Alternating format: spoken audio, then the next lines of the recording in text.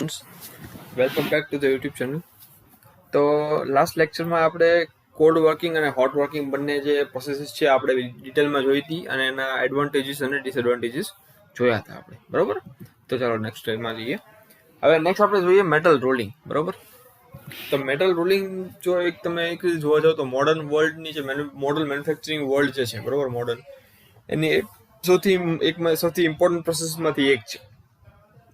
મોટા ભાગના જે પ્રોસેસ છે, જે પ્રોડક્ટ છે મેટલના, બરોબર, એમાં કોઈ રીતે, એક રીતે નહીં તો બીજી રીતે મેટલ રોલિંગ છે ઇન્વોલ્વ થતું હોય છે, બરોબર.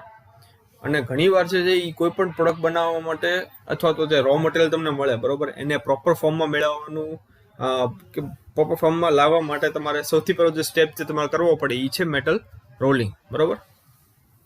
હવે એ માટે શું કરે કે જે ઇનગોટ જે છે, બરોબર, અથવા તો જે કન્ટિન્યુઅસ કાસ્ટિંગનો જે પીસ તમને મળ્યો હોય, બરોબર, એને તમે હોટ રોલ કરો બ્લૂમ અથવા સ્લેબમાં. હવે ઇનગોટ સ્લેબ અને બ્લૂમ બધા છે એ અલગ અલગ જે કહેવાય ને કે શેપ્સ, જે રો મટીરિયલ છે, બરોબર, મેટલના રો મટીરિયલ્સ, એના અલગ અલગ શેપ્સ છે, બરોબર. આ બધા બેઝિક સ્ટ્રક્ચર્સ છે કે જેનામાંથી તમે એક wide range of manufacturing forms છે તમે મેળવી શકો મેટલ રોલિંગની મદદથી, બરોબર. બ્લૂમ્સ અને સ્લેબ્સ છે, બરોબર, એને તમે રોલ કરીને એને અલગ બીજા ઇન્ટરમીડિયેટ પાર્ટ્સ એનાથી બનાવી શકો, જેમ કે પ્લેટ છે, શીટ છે, સ્ટ્રીપ, કોઇલ, બિલેટ્સ, બાર્સ અને રોડ્સ, બરોબર.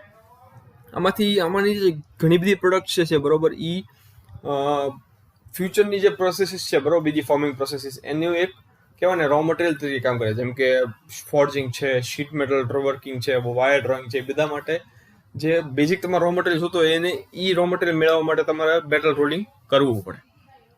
અને ફિગરમાં તમને જો નેક્સ્ટ પેજમાં ફિગરમાં તમને જે હાયરાર્કી જે છે, બરોબર, રોલિંગ ઓપરેશન્સની, કે જે કયા સેટઅપમાં ને કયા સ્ટેપ બાય સ્ટેપમાં તમારે રોલિંગ પ્રોસેસ તમે કરતા હો બેઝિકલી મોડર્ન મેન્યુફેક્ચરિંગ ઇન્ડસ્ટ્રીમાં, એ તમે બતાવેલું છે, બરોબર. તો તમને ઇંગોટ અથવા કન્ટિન્યુઅસ કાસ્ટિંગ તમને મળે, એને તમે બ્લૂમમાં અથવા સ્લેબમાં કન્વર્ટ કરો, બરોબર. પછી સ્પેશિયલ રોલ પ્લેટ્સમાં અને કાં તો પ્લેટમાં અથવા તો બ્લૂમને તમે આઈ બીમ કે ટી સેક્શન કે ચેનલ બીમ, આમાંથી આ બધા સેક્શન્સમાં તમે કન્વર્ટ કરી શકો. સ્લેબને તમે પ્લેટમાં કન્વર્ટ કરો, પછી એનો યુઝ કરો, અથવા એને શીટમાં કન્વર્ટ કરી પછી અથવા તો શીટમાંથી કોઇલમાં કરો, અને પછી અથવા શીટનું તમે ફોઇલ પણ કરી શકો, અથવા વેલ્ડેડ ટ્યુબ અને પાઇપ બનાવો, બરોબર. ઉપર તમે જો તો બ્લૂમને તમે બીજા મેન્યુફેક્ચરિંગ પ્રોસેસમાં અથવા તો સ્પેશિયલ રોડ પાર્ટ તરીકે બિલેટમાં અથવા રોડ્સમાં, રાઉન્ડ્સમાં, બારમાં, બરોબર, સ્પેશિયલ રોડ પિનમાં, આ બધા છે એ અલગ અલગ રીતે તમે બ્લૂમ અને કન્ટિન્યુઅસ કાસ્ટિંગ અથવા ઇનગોટમાંથી તમે અલગ અલગ ટાઈપના જે રો મટીરિયલ્સ છે બીજી પ્રોસેસ માટેના, એ તમે બનાવી શકો with the help of metal rolling. હવે બ્લૂમ છે એ ઘણીવાર રોલ કરવામાં આવે છે એમાં આઈ બીમ્સમાં, એચ બીમ્સમાં, ચેનલ બીમ્સમાં અને ટી સેક્શન્સમાં સ્ટ્રક્ચરલ યુઝ માટે, બરોબર, બિલ્ડિંગના સ્ટ્રક્ચર્સ માટે. રોડ બાર જે છે, બરોબર, એ અલગ અલગ શેપના અને અલગ અલગ ક્રોસ સેક્શનના તો પણ તમે યુઝ કરી શકો છો. એમાં મશીન બિલ્ડિંગ ઇન્ડસ્ટ્રીમાં અથવા તો કન્સ્ટ્રક્શનમાં પણ તમે એનો યુઝ કરી શકો. રેલ્સ જે છે, બરોબર, એ જે એનો ઉપયોગ છે તમને ખ્યાલ છે કે રેલ રોડના ટ્રેક્સ બનાવવા માટે, ટ્રેનના ટ્રેક્સ બનાવવા માટે યુઝ થાય રેલ્સનો, બરોબર.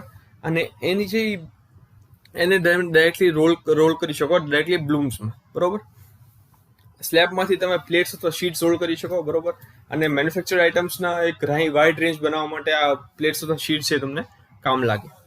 પ્લેટ્સ છે એ મેઇનલી હેવી એપ્લિકેશન્સમાં યુઝ થાય, જેમ કે બોઇલર્સ છે, બ્રિજીસ છે, ન્યુક્લિયર વેસલ્સ છે, બરોબર, મોટી મશીન્સ છે, ટેન્ક્સ છે, બરોબર, સબમરીન્સ છે, શિપ્સ છે, એ બધામાં શીટ્સ યુઝ થતી હોય છે. Sorry, plates, my bad, plates. Sheet જે છે એનું પ્રોડક્શન મોટા ભાગે કાર બોડીઝ બનાવવામાં, પછી બસીસની બોડીઝ બનાવવામાં, ટ્રેન કાર્સ બનાવવામાં, એરપ્લેનના ફ્યુઝલેજીસ બનાવવામાં, પછી રેફ્રિજરેટર્સ બનાવવામાં, વોશર્સમાં, ડ્રાયર્સમાં, આ બધા બીજા ઘણા હાઉસ હોલ્ડ અને ઇન્ડસ્ટ્રીયલ એપ્લાયન્સીસ છે કે જેને બનાવવામાં તમે શીટ્સનો યુઝ કરતા હો, બરોબર. અને આના માટે અલગ અલગ જે શેપ્સ છે, બરોબર, એ તમારે મેટલ રોલિંગ ઇન્ડસ્ટ્રી તમારે જો સમજવી હોય બેઝિકથી, તો આ બધા જે અલગ અલગ જે બેઝિક તો મેટલ રોલિંગ જે પ્રોસેસ છે તમારે બેઝિકથી જાણવું, અને એ મેટલ રોલિંગ પ્રોસેસ છે, બરોબર, એ બાકી બધી મેન્યુફેક્ચરિંગ પ્રોસેસ સાથે કઈ રીતે જેલ કરે છે અને કઈ રીતે ઇન્વોલ્વ થાય છે, અને બરોબર, અને એની સાથે કોઓર્ડિનેટ કરીને જે બેઝિક ફાઇનલ પ્રોડક્ટ તમને મળે છે એ તમારે જાણવું જરૂરી છે. તો સૌથી પહેલા આપણે જોઈએ કે મેટલ રોલિંગનો કાર્યસિદ્ધાંત એટલે કે પ્રિન્સિપલ શું છે, બરોબર. રોલિંગ છે તો જો ડેફિનેશનની તમે વાત કરો તો એવી પ્રોસેસ છે કે જેમાં તમે મેટલને તમે પ્લાસ્ટિકલી ડિફોર્મ કરો, બરોબર, કઈ રીતે કે બે ઓપોઝિટ ડિરેક્શનમાં રોટેટિંગ રોલ્સની વચ્ચેથી પાસ કરીને, બરોબર. આને તમે બીજા વર્ડ્સમાં બલ્ક ડિફોર્મેશન પ્રોસેસ પણ કહી શકો, BDP, બરોબર, કે જેમાં વર્કપીસની થિકનેસ જે છે, બરોબર, એ રિડ્યુસ કરવામાં આવે બે ઓપોઝિટ ડિરેક્શનમાં રોટેટ કરતા રોલ્સની વચ્ચે સ્લાઇડ કરીને, બરોબર. અને એની ઉપર જે કમ્પ્રેસિવ ફોર્સ લાગશે એના કારણે તમારા વર્કપીસની થિકનેસ છે એ ઘટી જાય. આ જે પ્રોસેસ છે, બરોબર, બલ્ક ડિફોર્મેશન પ્રોસેસ, એ સૌથી વધારે widely used bulk deformation process છે, કેમ કે આના કારણે તમને હાઈ પ્રોડક્શન રેટ મળે, બરોબર, ક્લોઝ ટોલરન્સીસ ફાઇનલ ડાયમેન્શનથી સૌથી નજીક મળે, અને ઇકોનોમી અને ફાઇનલ ફિનિશ પ્રોડક્ટ છે તમને ખૂબ જ ઇકોનોમિકલ રેટે, સસ્તા રેટે તમને મળી રહે. ડિફોર્મેશન વખતે શું થાય કે વર્કપીસ જે છે એની ઉપર હાઈ કમ્પ્રેસિવ સ્ટ્રેસીસ એની ઉપર કામ કરે, રોટેટિંગ રોલ્સ જે છે અલગ અલગ ડિરેક્શન્સમાં, બરોબર, એના હગિંગ એક્શનના કારણે એના દબાણની નીચે હાઈ કમ્પ્રેસિવ સ્ટ્રેસીસ જનરેટ થાય. અને આ જે શિયર સ્ટ્રેસ જે છે, બરોબર, જે સરફેસ ઉપર હોય એને રોલ્સ અને મેટલ્સના ફ્રિક્શનની કારણે શિયર સ્ટ્રેસ પણ જનરેટ થાય, બરોબર. આ જે ફોર્સીસ છે જનરેટ થયા, બરોબર, કમ્પ્રેસિવ સ્ટ્રેસીસના કારણે, એ શું કરે કે મેટલને એક તો થિકનેસ જે છે તમારી ઘટાડી દે, બરોબર, અને ગ્રેન સ્ટ્રક્ચરને અફેક્ટ કરે હેવીલી, બરોબર.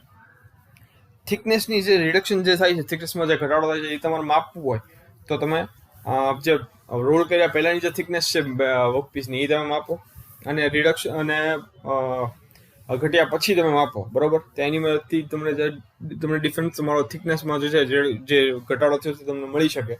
અને આજે વેલ્યુ તમને મળશે, બરોબર, રોલિંગ પહેલા રોલિંગ પછીની થિકનેસમાં. એ બધા બંને વચ્ચેનો જે ડિફરન્સ છે એને તમે ડ્રાફ્ટ કહેશો. હવે ફ્લેટ રોલિંગ બેઝિક ઓપરેશન છે, ફિગરમાં તમને બતાવેલું છે. આની મદદથી તમે વર્કપીસની થિકનેસ તમે રિડ્યુસ કરી શકો છો. અહીંયા આગળ આ છે ડિરેક્શન ઓફ આ એક રોલ છે, આ બીજો રોલ, બંને ઓપોઝિટ ડિરેક્શનમાં ફરે છે. વર્કપીસ અહીંયાથી એન્ટર થયું ને અહીંયા બહાર નીકળ્યું, થિકનેસ એની ઘટી ગઈ, બરોબર. મેટલ રોલિંગ એક ઇમ્પોર્ટન્ટ ફેક્ટર છે એની ઉપર ખૂબ જ અસર કરે છે એ છે કે મટીરિયલનું, હવે મટીરિયલ જ્યારે તમે બંને રોલર વચ્ચેથી પાસ કરો છો, બરોબર, ત્યારે એના એરિયામાં કે એના વોલ્યુમમાં કંઈ ઘટાડો નથી થતો. એરિયામાં શ્યોરલી ઘટાડો કે વધારો થાય છે, પણ વોલ્યુમ તમારું સેમ રહેશે, કદ છે એ મટીરિયલનું સેમ રહેશે, બરોબર. એટલે એ કદ છે એ તમારે કન્ઝર્વ કરવાનું છે, કદમાં કાંઈ ચેન્જ આવવો ન જોઈએ, બરોબર. એટલે થિકનેસ રિડક્શન થવા છતાં તમારું કદ જે છે એ કન્ઝર્વ કરવા માટે મેટલ જે રોલની બહાર નીકળે છે, બરોબર, એ ખૂબ જ જલ્દી નીકળશે, બરોબર. જ્યારે તમે મેટલ એન્ટર કરો રોલની અંદર, એની કરતાં મેટલ જ્યારે બહાર નીકળતો હશે ત્યારે એ વધારે સ્પીડે નીકળશે, કેમ કે થિકનેસ તમારી ઘટે છે મેટલની, પણ તમારો જે વોલ્યુમ જે છે મેટલનું એ સેમ રહે છે, એટલા માટે, બરોબર. જે રોલ છે જે બંને રોલ્સ તમે યુઝ કરો છો મેટલ રોલિંગ માટે, એ એક કોન્સ્ટન્ટ સ્પીડે રોટેટ કરતા હશે, બરોબર. એટલે કોઈ પણ એક પોઈન્ટ ઉપર જે રોલ ઝોન છે, બરોબર, એમાં રોલ્સની સરફેસ વેલોસિટી અને મટીરિયલની વેલોસિટી બંને એક્ઝેક્ટલી સેમ થઈ જશે, બરોબર. બંને રોલ્સ છે એ કોન્સ્ટન્ટ વેલોસિટીએ ફરે છે. એટલે એક પોઈન્ટ એવો છે કે જ્યારે તમારે મેટલની જે રોલની રોટેટિંગ વેલોસિટી અને મેટલની જે પાસિંગની વેલોસિટી છે એ બંને એક પોઈન્ટે સેમ થઈ જશે. આ જે પોઈન્ટ આવશે એને તમે નો સ્લીપ પોઈન્ટ કહી શકો, બરોબર. આ પોઈન્ટ પહેલા જે રોલ્સ જે છે એ મેટલ કરતાં વધારે ફાસ્ટ ફરતા હશે, અને આ પોઈન્ટ પાસ થઈ ગયો સ્લીપ પોઈન્ટ પછી તમારું મેટલ જે છે એ રોલ્સ કરતાં વધારે ફાસ્ટ મૂવ કરતું છે. હવે બીજે મેટલ રોલિંગની જે ઇમ્પોર્ટન્ટ ટર્મિનોલોજી છે આપણે જોઈએ તો સૌથી પહેલું છે ઇંગોટ, બરોબર. આ ઇંગોટ જે છે બેઝિકલી એક મેટલ પ્રોડક્ટની કાસ્ટિંગ છે, બરોબર, જે બ્લાસ્ટ ફર્નેસમાંથી તમને મળે છે, અને એ સ્ક્વેર શેપમાં છે. આ સ્ક્વેર અથવા રાઉન્ડ અથવા રેક્ટેંગ્યુલર ક્રોસ સેક્શન હોઈ શકે, બરોબર. અને આને નેક્સ્ટ સ્ટેપમાં એને તમે રોલ કરીને એમાંથી બ્લૂમ્સ અને બિલેટ્સ બનાવી શકો, જેને તમે આગળ વધીને રોડ્સ, બાર્સ કે સેક્શન્સ બનાવી શકો. અને આમાંથી જો તમે સ્લેબ્સ બનાવો ઇંગોટમાંથી તો તમને પ્લેટ્સ, શીટ અને સ્ટ્રીપ્સ મળી શકે, બરોબર. બીજું છે તમારું બ્લૂમ જે છે એ એક સેમી ફિનિશ્ડ પ્રોડક્ટ છે, બરોબર. અને એની લેન્થ જે છે એ વધારે છે, એની લેન્થ તમે 150 mm કરતાં વધારે છે, અને ક્રોસ સેક્શનમાં સ્ક્વેર અથવા રેક્ટેંગ્યુલર ક્રોસ સેક્શનનું છે. બ્લૂમ્સ છે તમે કન્ટિન્યુઅસ કાસ્ટિંગથી અથવા ઇંગોટમાંથી રોલ કરીને તમે મેળવી શકો. આનો ક્રોસ સેક્શન સ્ક્વેર શેપનું હોય તો 150 by 150 mm અને 400 થી 400 by 400 mm સુધી એનું હોઈ શકે, બરોબર. ત્રીજું છે તમારું સ્લેબ. આ છે એક સેમી ફિનિશ સ્ટીલ પ્રોડક્ટ છે, બરોબર. ઇંગોટ અને પ્લેટ વચ્ચેનું ક્રોસ સેક્શન હોય એનું, બરોબર. આને તમે ફર્ધર રોલ કરીને પ્લેટ્સ અથવા શીટ્સ મેળવી શકો. આનો ક્રોસ સેક્શન છે એ તમને નોર્મલી રેક્ટેન્ગ્યુલર શેપનું મળે અને થિકનેસ જે છે એ 50 થી 200 mm જેટલી હોઈ શકે અને જે પહોળાઈ જે છે બરોબર એ એની 500 mm થી 1200 mm જેટલી હોઈ શકે. ફોર્થ છે તમારું બિલેટ.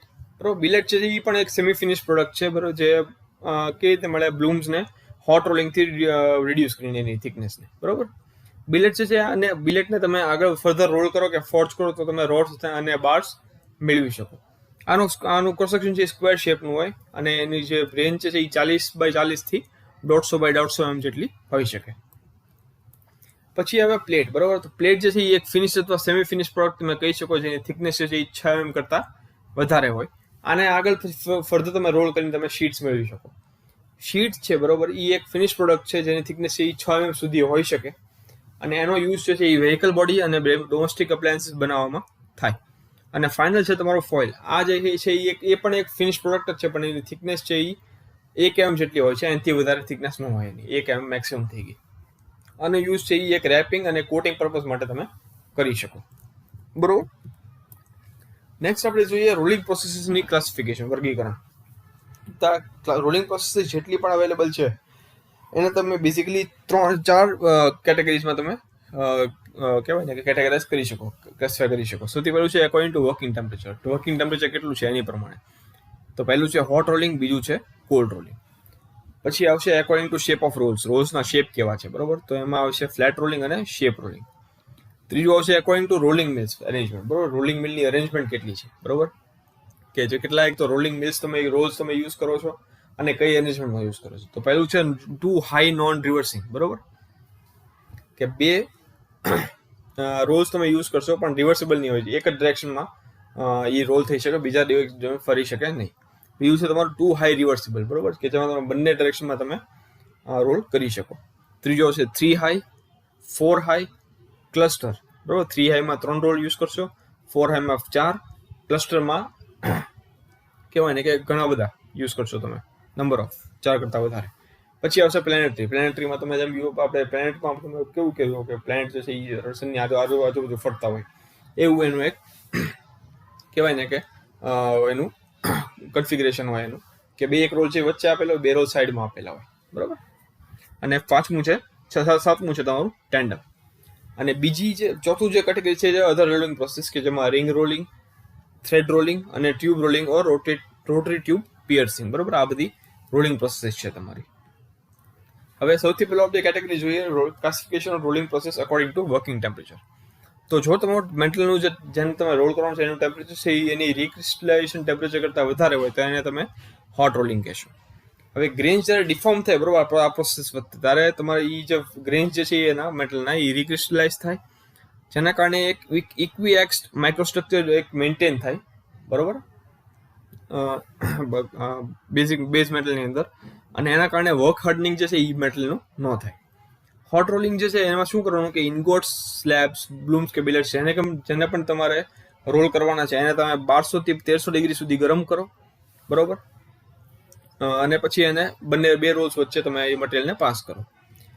જે પીસનું સ્ટીલ તમે પાસ કરો છો બરોબર એને તમે ફરીથી પાસ કરી શકો એક કરતાં વધારે વાર. બરોબર, સેમ રોલ્સમાંથી, અને રોલ ગેપ રિડ્યુસ કરીને, જેના કારણે જો તમારે વધારે ક્રોસ સેક્શન નાનું જોતું હોય તો સેમ પીસને તમે સેમ રોલમાંથી પસાર કરી શકો. ખાલી ચેન્જ એટલો કરવાનો કે જે બંને રોલ્સ વચ્ચેનો જે ગેપ જે છે એ તમે ઘટાડતા જાઓ, તેના કારણે તમારી થિકનેસ છે ઘટતી જશે. હોટ રોલિંગ છે એ મેઇનલી શેના માટે યુઝ થાય? શીટ મેટલ બનાવવા માટે અથવા તો સિમ્પલ ક્રોસ સેક્શન્સ બનાવવા માટે, જેમ કે રેલના ટ્રેક્સ. બરાબર, ટ્રેનના ટ્રેક્સ, એની માટે મેઇનલી હોટ રોલિંગ યુઝ થતું હોય છે. ફિગરમાં તમે બતાવેલું છે.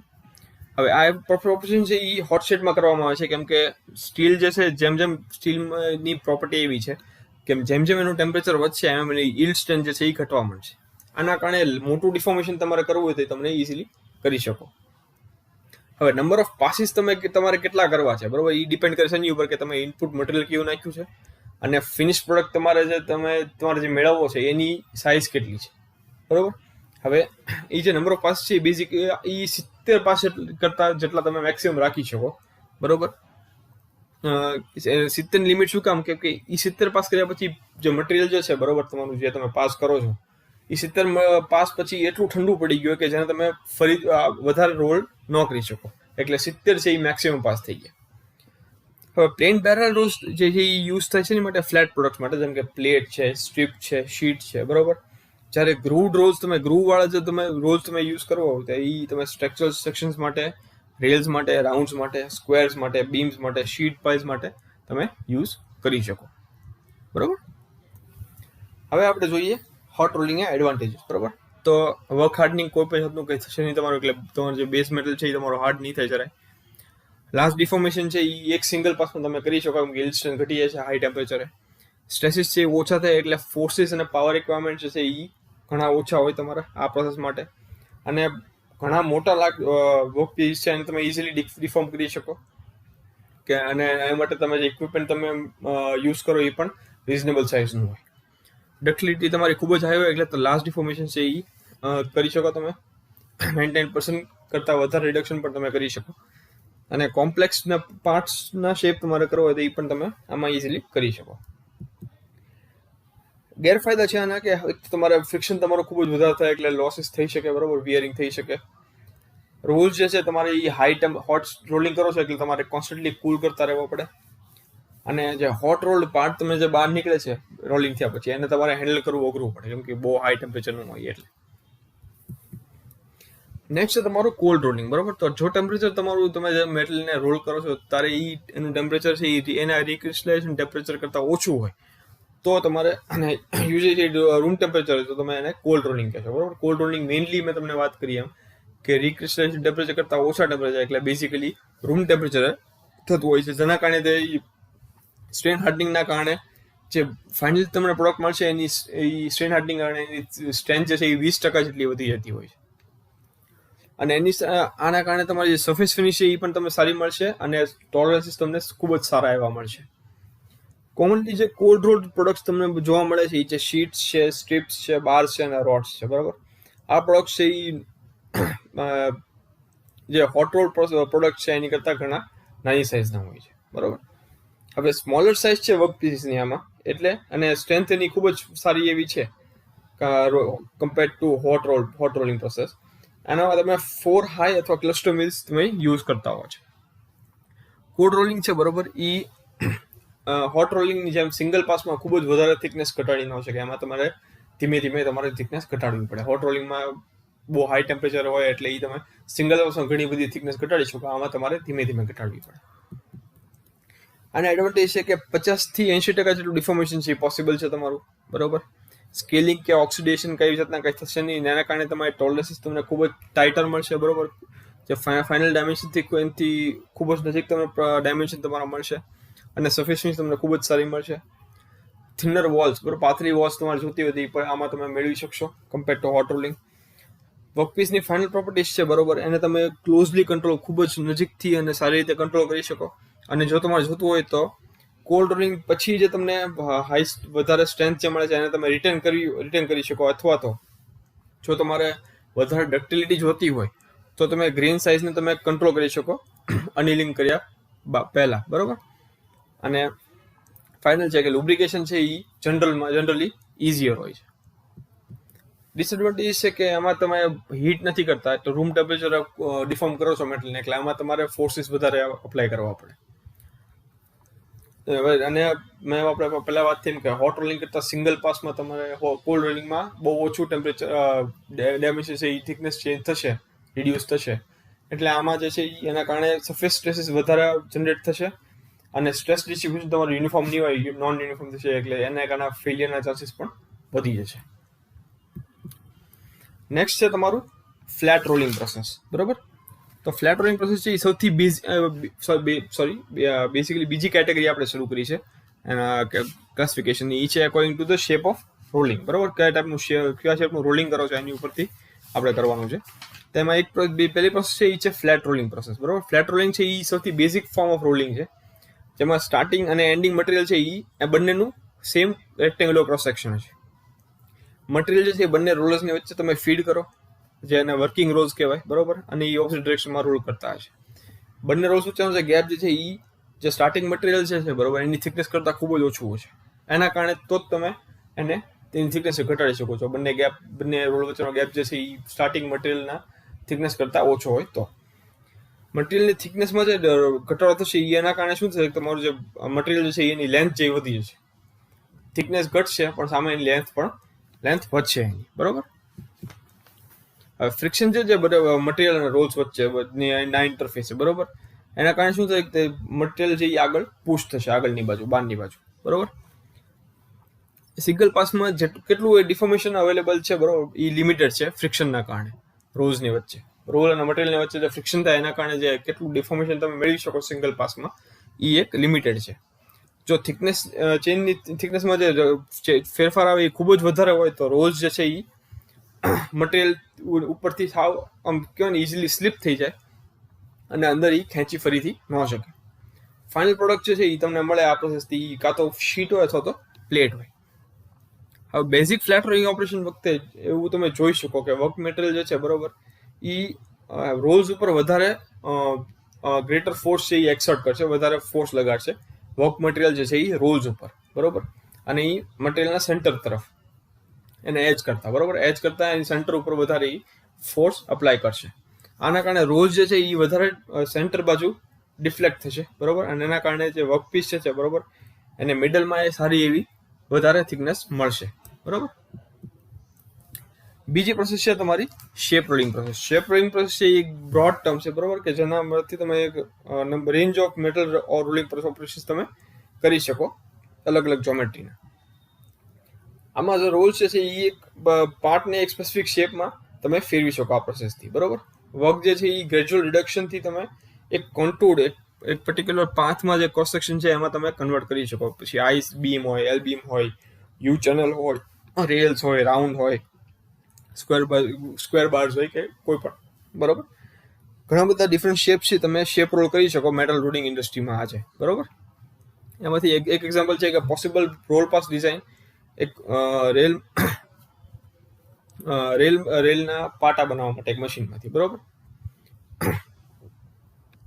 હવે શેપ રોલિંગ મેન્યુફેક્ચરમાં એક વર્કપીસ છે, બરોબર, એ ઘણીવાર એવું બનતું હોય કે અલગ અલગ અમાઉન્ટ્સ ઓફ રિડક્શન તમને જોવા મળે અલગ અલગ રોલ્સ માટે. જેમ જેમ રોલ્સમાં જેમ અલગ અલગ અમાઉન્ટમાં તમારું રિડક્શન તમને જોવા મળે.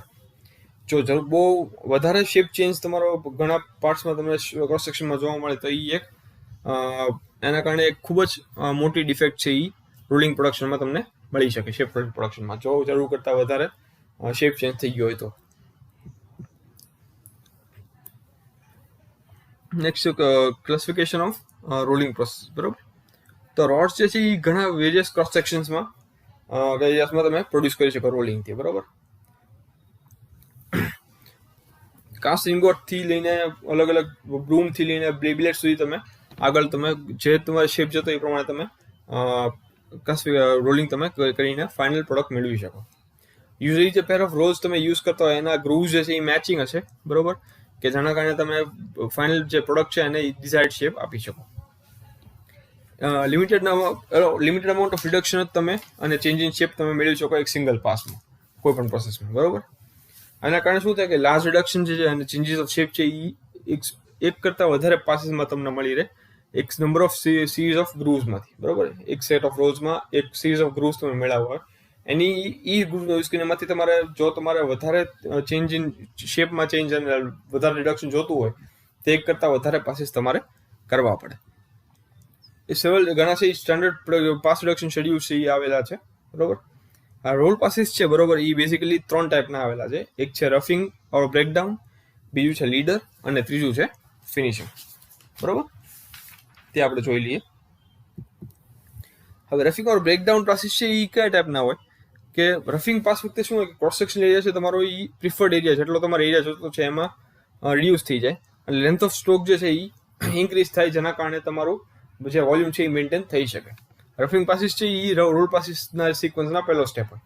સેકન્ડ સ્ટેપ છે તમારો લીડર પાસ. લીડર પાસ વખતે શું થાય કે ક્રોસ સેક્શન જે વર્કપીસનું છે, બરોબર, એ પ્રિફર્ડ શેપથી ખૂબ જ નજીકના શેપ સુધી તમને મળી રહે વર્કપીસનું, બરોબર.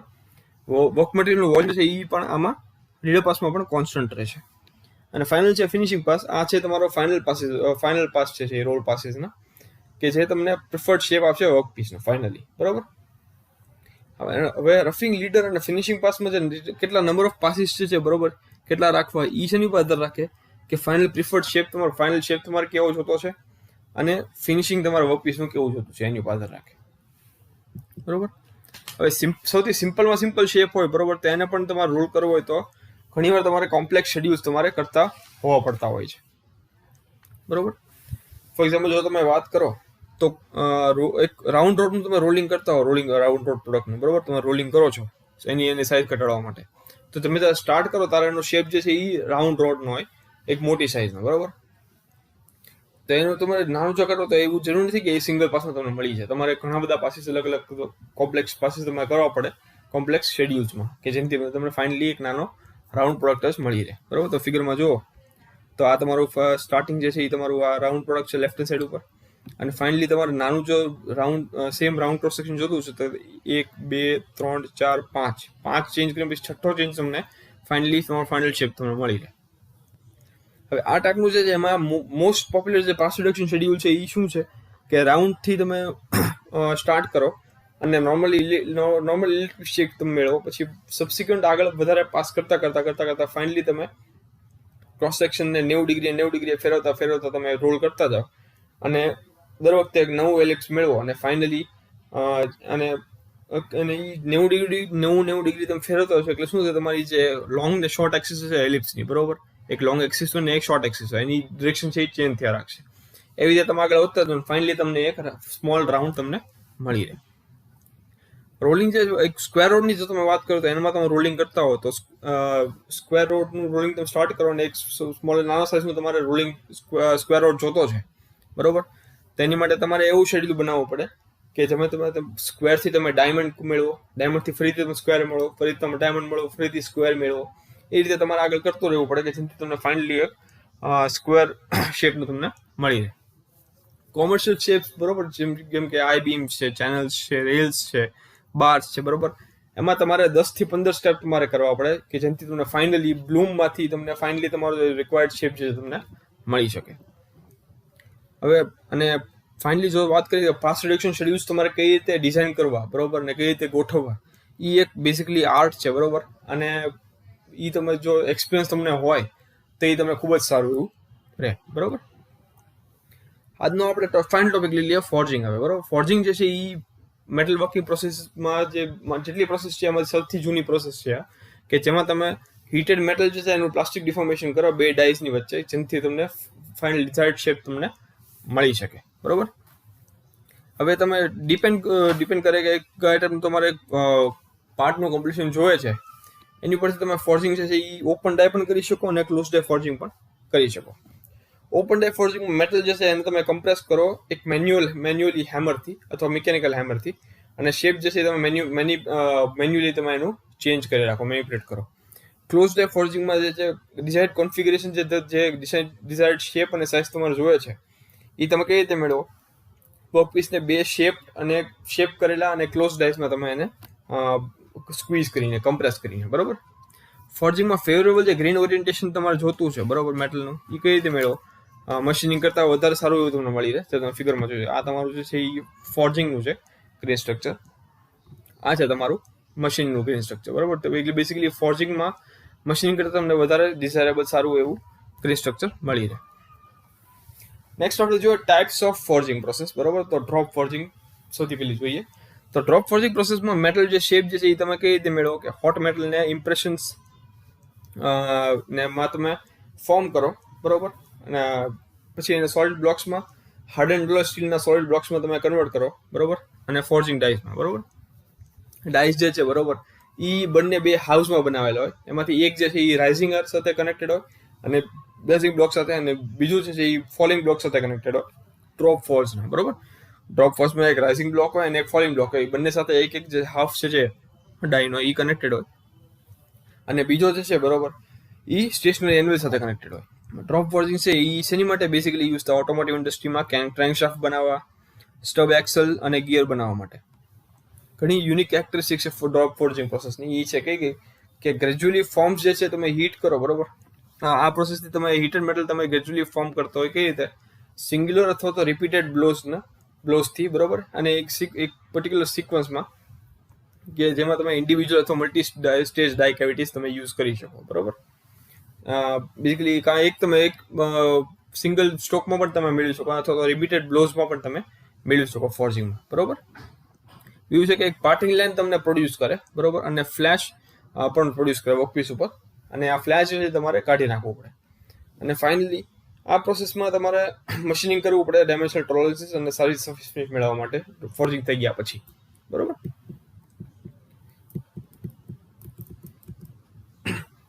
તો ગાઈસ આજે આપણે અહીંયા સુધી રાખીએ, બરોબર. જો તમને આ વિડીયો ગમ્યો હોય તો આ વિડીયોને લાઈક કરજો, શેર કરજો. જો કંઈ ડાઉટ હોય તો નીચે કમેન્ટ કરીને મને જાણ કરજો, બરોબર. તો આ ફ્રેન્ડ્સને કહેજો કે જો વિડીયો ગમ્યો હોય તો લાઈક કરે, શેર કરે, એ પર સબસ્ક્રાઈબ કરે ચેનલને. અને ફાઇનલી ગાઈસ હજી ફરીથી કહીશ કે કોરોના વાયરસની મહામારી હજી પૂરી નથી થઈ, એટલે બને ત્યાં સુધી ઘરમાં રહેજો, પોતાની ઇમ્યુનિટીનું ધ્યાન રાખજો, એક્સરસાઇઝ કરજો, ઉકાળા પીજો, ઓસડિયા લેજો, ગરમ ખોરાક ખાજો, બરોબર. ઘરની બહાર જો નીકળવું પડે તો જ નીકળો તો માસ્ક અને સેનિટાઈઝર બધી વસ્તુ ધ્યાન સાથે રાખજો, બરોબર. તમે હેલ્થ જે છે તમારું એન્ડમાં તમને એ જ કામ લાગવાની છે. બાકી તમારા સુધી સારું કોન્ટેન્ટ આવું પોગાડતું રહીશું. બાકી finally guys stay home, stay safe. Thank you.